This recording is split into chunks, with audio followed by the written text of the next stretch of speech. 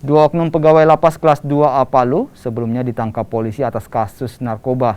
Saat penangkapan, petugas mengamankan barang bukti narkoba jenis sabu seberat 3,9 kg. Dari penyidikan sementara, barang haram tersebut didapat dari Kabupaten Parigi Motong untuk diedarkan di Kota Palu.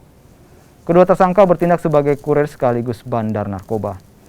Dari kasus ini, Kepala Kantor Wilayah Kementerian Hukum dan Hak Asasi Manusia Provinsi Sulawesi Tengah, Lili Sujandi, akan menindak tegas dua oknum pegawai lapas itu.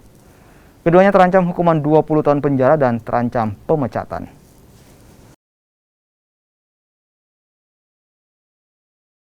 Dalam kepegawaian, ya saya ulang, kami sudah melakukan langkah-langkah yang bersifat pelarangan dan penekanan, ya, termasuk di dalam pengelolaan lapas dan rutan.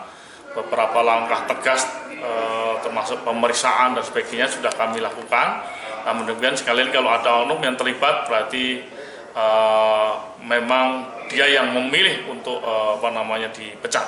Ya.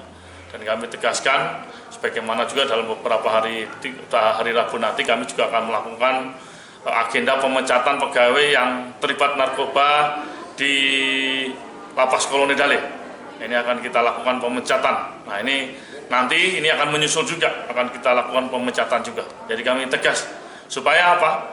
Pegawai lain tidak tergiur kembali, ya, dalam peredaran narkoba.